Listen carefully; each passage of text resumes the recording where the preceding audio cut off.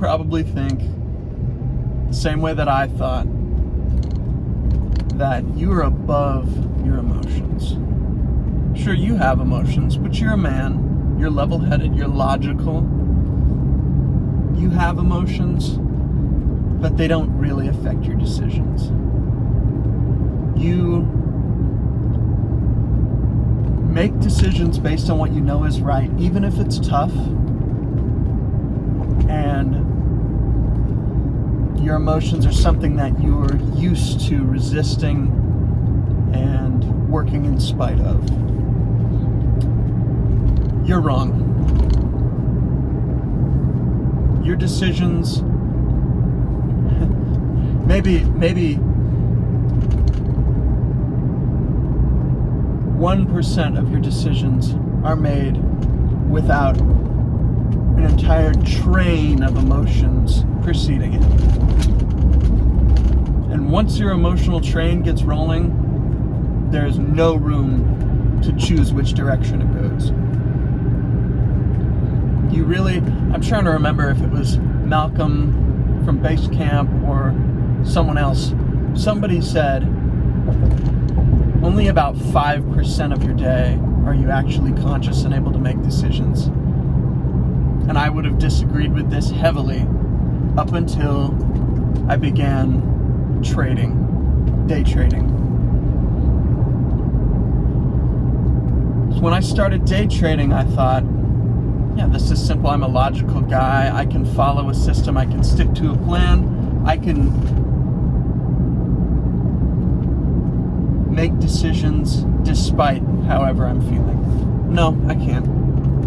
I can make a decision when I don't have any feelings. So, for example, I wake up in the morning, I'm feeling good, I'm feeling neutral. I can make 1, maybe 2 conscious decisions. Outside of that, my emotions are in control. And this is why it's so important to build the right habits, because like James Clear says in Atomic Habits, we fall to the level of our systems. Those habits are our systems. Those habits are what allow us to do something without having to exert willpower. And a lot of times, yeah, we're capable of going to the gym even when we don't want to, or making the right decision because it's our habit to make a specific decision every time. But really, that's just another emotion that we prop up in place of whatever other emotion we might have. And it wins if our habit is strong. That's the key to building a habit, is to attach a positive, rewarding emotion to adherence to that habit. I know when I quit pornography for good, the secret was that I felt a sense of pride and happiness when I thought to myself, oh, I haven't whacked off in a week, 2 weeks, a month, 2 months, a year. Having that positive emotion was the only thing that could combat the emotional fiend, as we all know, which quite literally, biologically, overrides your prefrontal cortex, overrides your logical brain and your ability to make a conscious decision. We've all been there. I remember in high school, if I stumbled across a photograph of a scantily clad woman, it was over. It was simply over. There was no way. I had no foothold. I could not make a conscious decision. Without any other event interfering, I would find myself jerking off. Whether I was at home, at school, the emotions took over. And the simple fact is that emotions will take over, and emotions will make the decision. But you do have a tiny bit of power, a tiny bit of willpower, a tiny bit of conscious direction.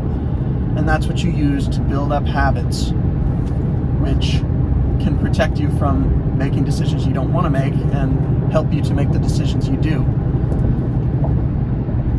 That's the power of habits.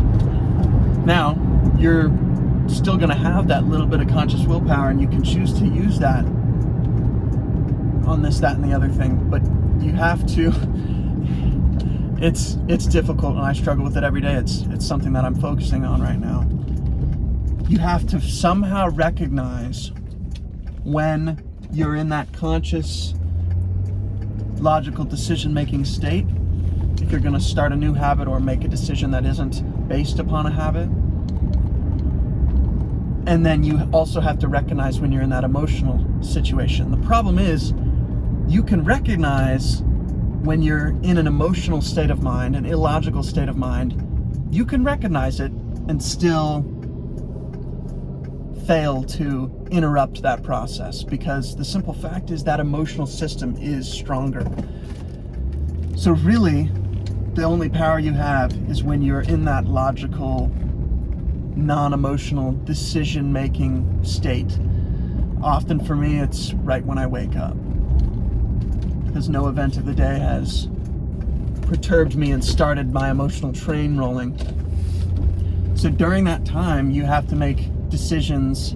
You have to set up systems, habits, environments, just like it says in Atomic Habits, great book. You have to set that stuff up so that your emotional train can't go off the rails later. It's incredibly difficult, and we're going to keep grinding on it. But the big main takeaway is that you have to utilize that 5% of your day where you're able to consciously make a decision to set things up, to set your emotional train, to lay down tracks for your emotional train.